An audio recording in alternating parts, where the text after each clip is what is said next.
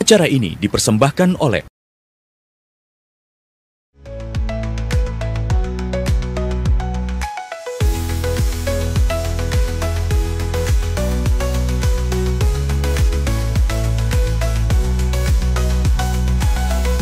Baik, selamat pagi pemirsa, berjumpa lagi bersama saya Kome Aprilia. Pemirsa, Surabaya sebagai kota metropolitan yang kini untuk kasus TBC ini masih belum menurun secara drastis.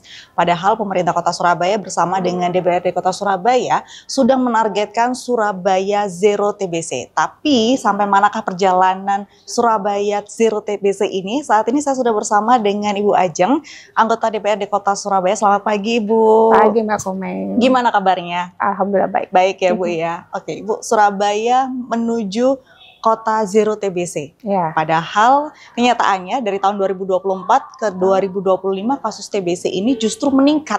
Ya. Belum sepenuhnya menurun, bahkan memang belum menurun. Ya. Tapi terjadi peningkatan. Sebenarnya sampai mana perkembangan kasus TBC di Surabaya untuk saat ini Bu? Ya, untuk Zero TBC ini kan menjadi suatu gerakan ya, baik secara kota Surabaya bahkan nasional. Harapannya minimal di tahun 2030 ini sudah tercapai namanya Zero TBC. Kota Surabaya ini salah satu penduduknya itu yang banyak sekali mobilitasnya sebagai ibu kota provinsi. Kemudian juga dari pemerintah pusat juga menyampaikan bahwa probabilitas untuk pasien TBC di kota Surabaya cukup besar. Makanya kita setiap tahun ditargetkan untuk menemukan target pasien TBC. Dan di tahun 2025 ini sudah ada 9.088 pasien TBC yang memang sudah dalam jangkauan ataupun penglihatan dari Dinas Kesehatan Surabaya. Tapi yang jelas banyak perlu yang diupayakan oleh pemerintah kota, baik dari KSH, pemberdayaan masyarakat, kemudian juga peraturan wali kota, dan kemudian juga dukungan dari Kementerian Kesehatan. Diharapkan nanti ke depannya ada namanya dokter keliling seperti itu. Oke, baik. Kalau kita bicara tentang Surabaya sebagai ibu kota provinsi Jawa Timur, juga Surabaya ini dikatakan sebagai penyumbang kasus TBC tertinggi di Jawa Timur, begitu Bu. Tapi ini juga tidak sepenuhnya menyalahkan Surabaya, karena memang Surabaya ini penduduknya sangat padat sekali jika dibandingkan dengan kota-kota yang lain. Jadi kalau di Jawa Timur kasus tertinggi memang di Surabaya, kemudian ada Kabupaten Jember, Sidoarjo, Pasuruan, dan Gresik. Kalau dibandingkan dari 5 kota dan kabupaten ini kan memang Surabaya penduduknya sangat banyak sekali ya Bu. Ya. Apakah ini juga menjadi salah satu faktor Surabaya sebagai penyumbang kasus TBC terbesar di Jawa Timur? Wah, jadi sangat itu ya, kita harus berhati-hati sekali karena memang dari jumlah penduduknya secara kota kabupaten, kota Surabaya memang tertinggi, terpadat lah istilahnya. Dari luasannya kita sudah punya 3 juta penduduk. Dari 3 juta penduduk minimal sesuai dengan jumlah screeningnya yang harus ada pemeriksaannya itu sudah 1.500.000.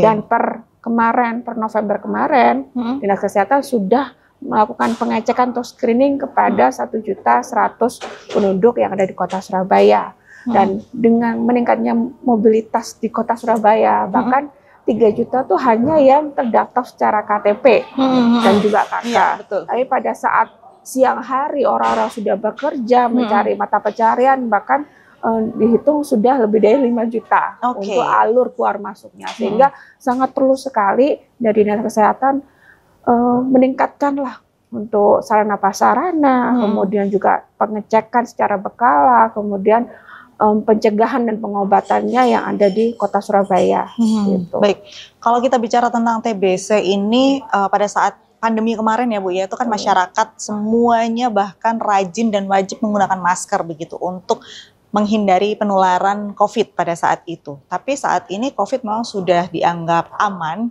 jadi banyak juga masyarakat yang sudah tidak menggunakan masker lagi. Padahal pada pasien yang penderita TBC itu wajib menggunakan masker untuk meminimalisir penularan. Apakah kebiasaan masyarakat Surabaya yang sudah mulai melepas masker ini juga bisa menjadi salah satu faktor semakin banyaknya kasus TBC di Surabaya?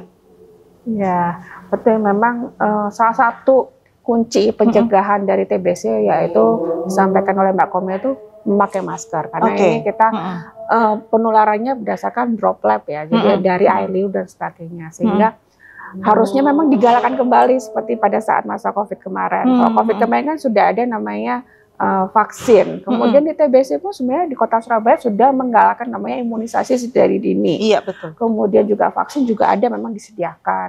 Nah, ini memang diperlukan pengetatan kembali SOP karena memang di Kota Surabaya kepadatan penduduk tidak hanya di lingkungan pekerjaan atau perusahaan saja, tapi juga di lingkungan publik seperti itu. Makanya itu kita tetap gaungkan terus bagaimana amannya, lebih baik pencegahannya itu memakai masker, kemudian menyediakan air bersih untuk mencuci tangan dan juga sabun ya. Kita juga tetap meminta Dinas Kesehatan terus-menerus melakukan sosialisasi ke bidang-bidang publik yang memang sudah di Kota Surabaya, karena kita tidak menutup kemungkinan tidak hanya pada saat wisata yang memang pada penduduk, tapi pada saat keseharian pun juga kita harus melakukan rutin melakukan pencegahan TB. Baik, seperti yang sudah disampaikan tadi bahwa kepadatan penduduk di Surabaya ini tidak hanya berada di tempat industri atau perusahaan atau tempat pariwisata, tapi bahkan di pemukiman, begitu Bu. Nah, apa sih Bu sebenarnya kendalanya pemerintah dan juga DPRD Kota Surabaya ini untuk mencegah atau mengurangi kasus TBC terutama di daerah-daerah yang padat penduduk, pemukiman padat penduduk begitu? Ya, mengenai padat penduduk itu menjadi PR, tidak hanya Dinas Kesehatan tapi juga Dinas Perumahan ya. Karena kita dari awal juga ingin menciptakan ataupun mencapai apa namanya rumah sehat. Dengan adanya 3 juta penduduk di Kota Surabaya, nah, diharapkan bisa mampu memastikan warganya semua mempunyai rumah yang layak, rumah yang sehat minimal. Dalam artian kita juga bekerja sama dengan KSH menerjunkan Bapak Ibu sekalian supaya melakukan sosialisasi dan juga pemberdayaan bagaimana sih kita menciptakan rumah sehat baik dari sirkulasi udara, baik juga kemudahan mendapatkan air bersih dan juga hal-hal yang lainnya supaya nanti pencegahan TB ini tidak hanya berdasarkan tidak tertular, tapi juga lebih kepada kan pola hidup bersih sehat yang memang teratur di wilayahnya. Tapi yang jelas kita juga melakukan perbaikan ya, baik penambahan rutilahu untuk peningkatan dan juga apa namanya dorongan juga kepada BAPHS, tapi juga memastikan segala sarana prasarana juga bisa dimasifkan untuk PHBS baik cuci tangan ataupun SOP. Dan kita juga tidak hanya dengan Dinas Perumahan tapi juga Dinas Pendidikan seperti itu. Berarti memang untuk bisa mengurangi kasus TBC di Surabaya ini tidak hanya satu lembaga saja yang bekerja, tapi memang harus ada sinergi antara DPRD, pemerintah Kota Surabaya, Dinas Kesehatan, kemudian perumahan, pendidikan, bahkan ya Bu ya. Wah. Ini obrolan kita masih banyak Bu, ini saya masih banyak pertanyaan tentang kasus TBC di Kota Surabaya yang sampai detik ini bahkan belum menurun tapi justru bertambah dengan kepadatan penduduk di Kota Surabaya, dan kita akan kembali lagi setelah yang satu ini.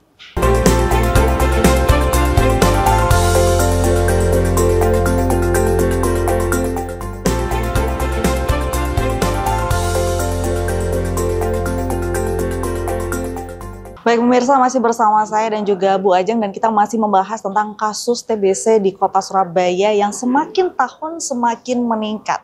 Nah, kalau tadi sudah sempat dijelaskan bahwa salah satu faktor untuk mengurangi kasus TBC di Surabaya ini tadi adalah menjaga kebersihan, menggunakan masker, dan tidak bisa dipungkiri bahwa penularan kasus TBC di Surabaya ini juga dikarenakan kepadatan penduduk pada saat di perusahaan, di perindustrian, atau bahkan di pemukiman. Nah, masih bersama dengan Bu Ajeng lagi, dan saya ingin masih banyak pertanyaan nih Bu.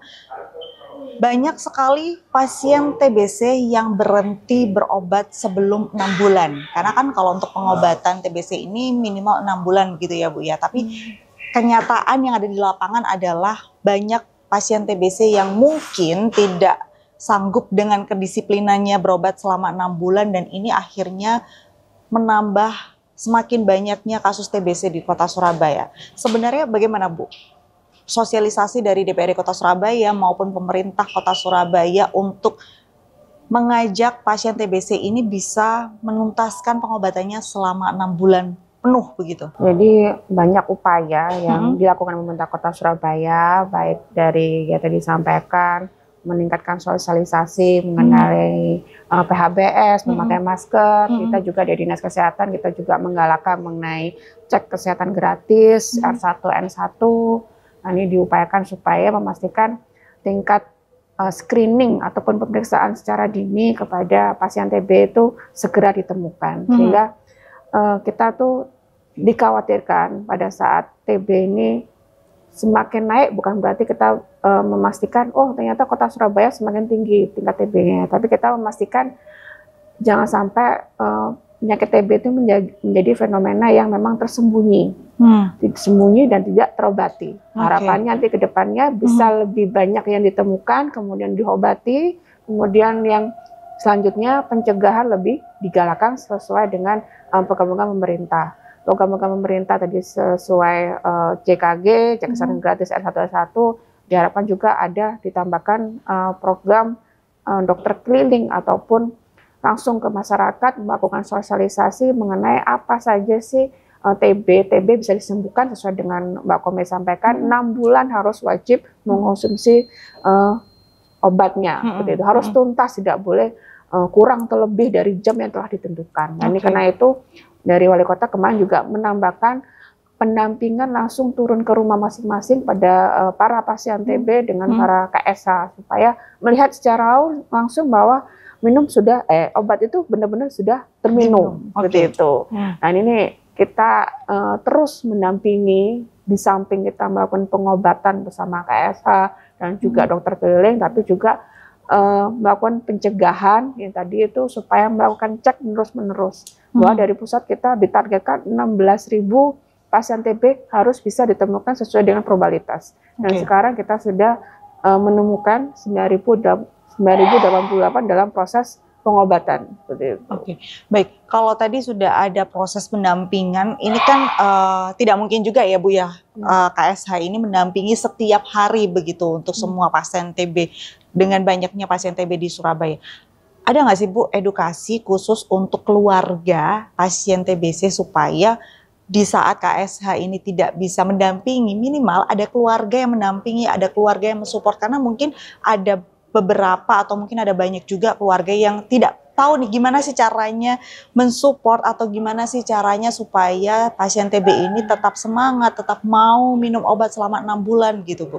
Ya, ini memang harus banyak perhatian dan juga edukasi masyarakat. Banyak warga tuh masih mengiyakan mengenai stigma TB ini susah disembuhkan, gampang menular sehingga menjadi diasingkan pada keluarga lainnya, sehingga dari 27.000 KSH dan kita sedang proses untuk mengobati 9.000-an untuk pasien TB, diharapkan tetap harus bisa mengajak partisipasi dari sanak keluarganya, minimal meningkatkan PHBS-nya, meningkatkan cuci bersih, membedakan alat makannya dan sebagainya.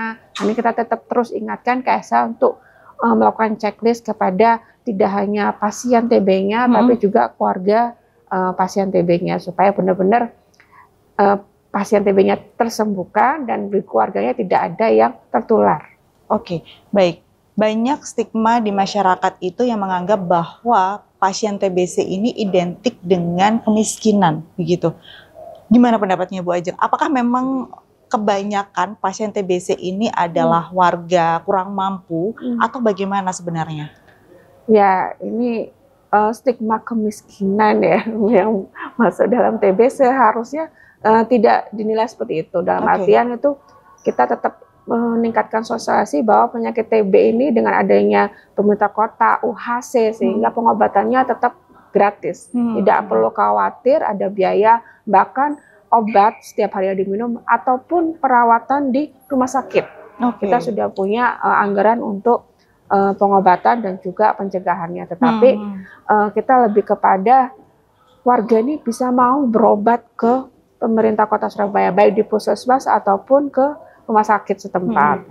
Dan tantangan tadi disampaikan oleh Mbak Kome yang mungkin rendahnya ekonomi sehingga mereka gampang tertular, ya kita ingatkan kembali bahwa rendahnya ekonomi kita memastikan PHBS tetap bisa dijalankan dengan baik, minimal mencuci tangan dengan bersih. Mereka harus bisa ada menjangkau air bersih di wilayah Kota Surabaya. Baik, kalau dari sisi Bu Ajeng sendiri sebagai anggota Dewan, pernah nggak sih Bu ada keluhan mungkin dari keluarga atau bahkan pasien TBC sendiri yang berusaha curhat begitu ke Bu Ajeng, dan kira-kira apa permasalahan mereka ini, entah itu pasiennya atau keluarganya begitu? Iya, pasien TB minimal ya dari keluarganya tuh juga melakukan curhat lah ke Dewan gitu. Ini bagaimana Ibu? Kadang-kadang dari pihak pasiennya tidak mau dilakukan pengobatan secara rutin, dan dengan adanya peraturan wali kota ya yang kemarin tahun 2024 supaya kalau tidak rutin melakukan pengobatan akan mengurangi sanksi. Saya harapkannya juga benar-benar disosialisasikan oleh para KSH, karena ini tidak hanya melindungi ataupun meningkatkan kesehatan pasien TB, tapi juga menjaga sekitarnya. Bayangkan di rumah situ ada anak yang baru dilahirkan. Nah, ini kan menjadi sangat rentan sekali kepada penularan. Dan kita juga galakan terus mengenai imunisasi. Kenapa sih imunisasi? Kadang-kadang masih ada penolakan di sisi warga. Mungkin tadi disampaikan oleh Mbak Kome, mungkin rendahnya ekonomi akhirnya mereka tidak mampu meningkatkan pendidikan, akhirnya tidak mau melakukan imunisasi seperti itu ya. Dan kita tetap terus gerakan masyarakat kepada masyarakat supaya melakukan sosialisasi bahwa imunisasi ini adalah penting untuk menjaga kesehatan. Kalau memang anak tersebut mungkin sakit dan dalam kondisi panas, ya jangan dilakukan suntik. Mungkin menunggu pada saat nanti si anak sudah sehat. Bahwa rekam medik itu juga wajib dilakukan karena tidak hanya melindungi anak perorangan itu sendiri, tapi juga untuk keluarga lainnya, untuk nanti sekolah ataupun di jenjang lainnya.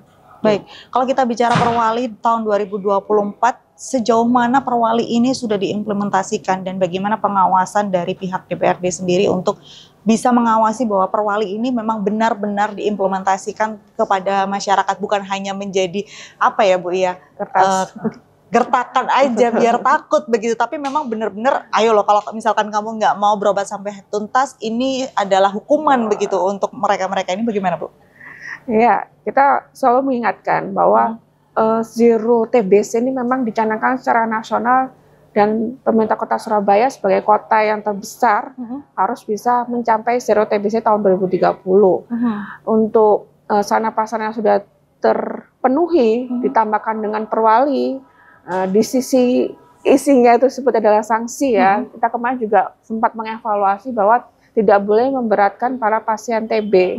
Seperti kemarin ya, di dalam perwali tersebut kalau tidak mau berobat, menolak minum obat, akan ditempelkan stiker contohnya seperti itu. Nah, ini kan suatu pelindungan yang harusnya tidak perlu disampaikan, tidak perlu dilaksanakan. Tapi kemarin dengan adanya diskusi dan juga bersama-sama para akademisi dan juga dari kesehatan, akhirnya kita mengajak KSH untuk peran serta 27.000 KSH antar sesama masyarakat ya, masyarakat sebagai KSH dan juga pasien TB selaku masyarakat bisa saling mengawasi, mendampingi supaya minum obat ini harus wajib dilakukan. Kalau tidak memang nanti akan mau tidak mau akan menerima sanksi sesuai dengan perwali itu tadi ya Bu ya. Wah, ini perbincangan kita tentang TBC masih banyak sekali Bu. Kita akan mulai lagi setelah yang satu ini.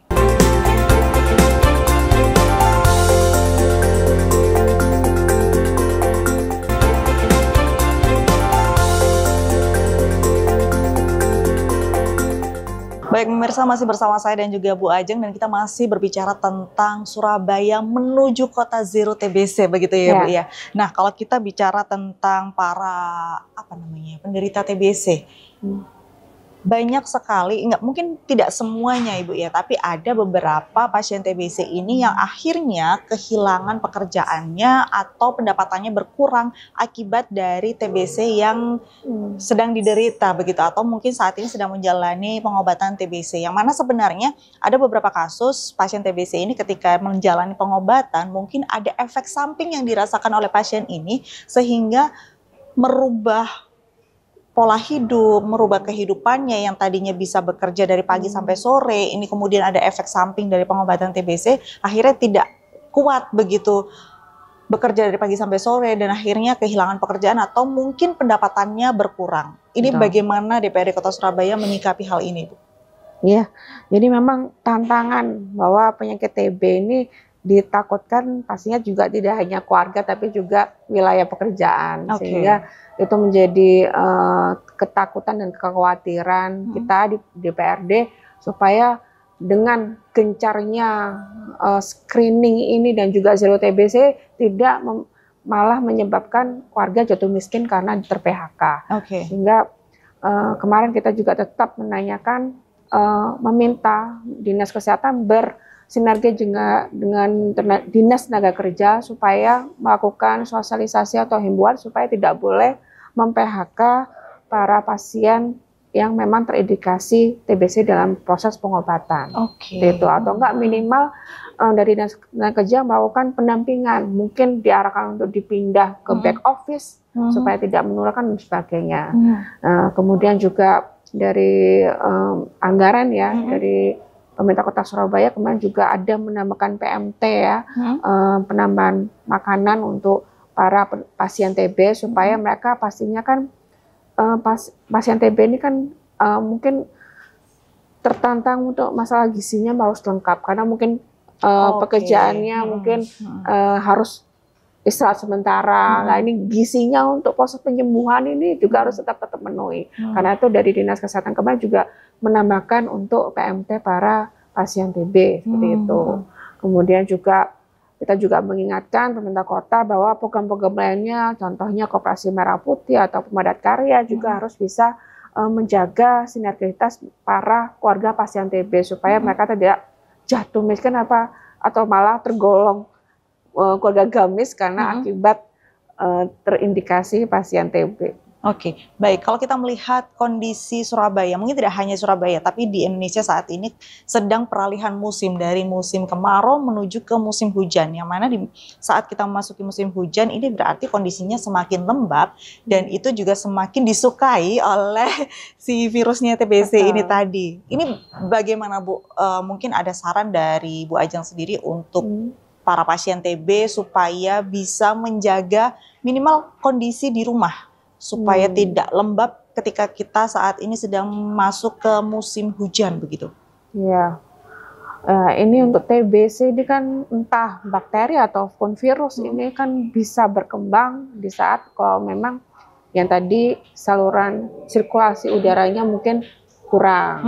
Kemudian juga pastinya kebersihannya, lingkungannya juga kurang sehingga bisa tumbuh subur di wilayah tersebut, sehingga kita juga tetap untuk memastikan sosialisasi dan penyuluhan PHBS di wilayah-wilayah khususnya pada penduduk supaya nanti di wilayah penduduk lebih menjaga kebersihannya lingkungan sekitar, tidak mengganggu keluarga yang lain seperti itu. Dan juga kita juga memastikan warga masyarakat juga tetap membuang sampah pada tempatnya supaya tidak menyebabkan musim yang menuju hujan ini malah menjadi tumbuhnya penyakit-penyakit yang lainnya. Baik, kalau untuk kita melihat pemukiman, kembali lagi pada pemukiman yang sangat padat penduduk begitu Bu. Di luar dari semakin meningkatnya kasus TBC di Kota Surabaya, apa sih Bu yang sudah dilakukan oleh DPRD dengan pemerintah Kota Surabaya untuk minimal mengurai kepadatan di pemukiman, di sebuah pemukiman begitu? Kalau misalkan area ini hanya cukup untuk 10 kepala keluarga, tapi ternyata di dalam area ini dihuni oleh 25 kepala keluarga, ini kan berarti sangat padat sekali begitu. Apa usaha yang sudah dilakukan oleh DPRD dan juga pemerintah Kota Surabaya untuk minimal mengurai kepadatan ini tadi? mengurai kepadatan penduduk itu menjadi kembali lagi menjadi tantangan juga, karena kita perlu lebih kepada dari masyarakat itu mengerti bahwa yang dimaksud rumah sehat itu seperti apa. Bukan berarti kita membatasi satu rumah maksimal 3 kakak atau tanpa dari jujukan akademis atau secara kesehatan itu seperti apa. Tapi kita juga menghitung bahwa luasan contohnya 3 kali 3 meter itu adalah minimal untuk satu keluarga gitu ya. Dan yang lainnya ya dihitung seperti itu, karena kita menjaga tidak hanya pola hidup sirkulasi, tapi juga bagaimana mereka juga berkehidupan di ukuran rumah yang sekecil seperti itu. Tapi yang jelas kita tetap terus-menerus tidak boleh membatasi hak orang untuk bertempat tinggal, tapi juga tetap terus melakukan pendampingan supaya menuju ataupun tercapai lebih banyak rumah sehat yang ada di Kota Surabaya. Baik, terakhir harapan dari Bu Ajeng sendiri untuk Surabaya menuju kota yang zero TBC ini seperti apa, Bu? Harapannya untuk warga Kota Surabaya supaya tidak perlu ragu, tidak perlu takut melakukan cek kesehatan gratis yang ada di puskesmas ataupun yang ada di balai RW yang sedang digalakan, supaya nanti zero TBC ini bisa tercapai, karena butuh partisipasi dan dukungan, kejujuran para warga sekalian, karena ini kita menjaga masa depan generasi Kota Surabaya menuju tahun 2030 zero TBC. Kemudian untuk para pemerintah Kota Surabaya ya tetap terus melakukan penyuluhan dan juga edukasi kepada para KSA, para nakes dan pendampingan, kemudian menambahkan sarana-prasarana minimal alat OXT portable ataupun dokter keliling supaya memastikan dan juga mendisiplinkan menegakkan SOP yang ada di Kota Surabaya menuju kepastian zero TBC. Baik, terima kasih Bu Ajeng atas waktunya, dan semoga kedepannya di tahun 2030 Surabaya memang benar-benar menjadi kota zero TBC dengan semua usaha pemerintah dan juga DPRD Kota Surabaya untuk mengurangi kasus TBC di Kota Surabaya. Dan ini tentu saja tidak hanya peran dari DPRD ataupun pemerintah, tapi kita semua sebagai masyarakat, mungkin di sekitar kita ada pasien TB, kita harus bisa mengingatkan dan juga menyemangati begitu ya Bu ya, supaya bisa menuntaskan pengobatan TBC selama 6 bulan full tanpa putus, supaya benar-benar TBC ini bisa hilang atau minimal berkurang lah ya Bu ya di Kota Surabaya. Iya, zero gitu, tidak bertambah terus setiap tahunnya. Baik, terima kasih Bu Ajeng atas waktunya. Sama-sama. Kita ketemu lagi kapan-kapan ya Bu ya. Siap, Mbak Komi. Saya Komi Aprilia, pamit undur diri. Acara ini dipersembahkan oleh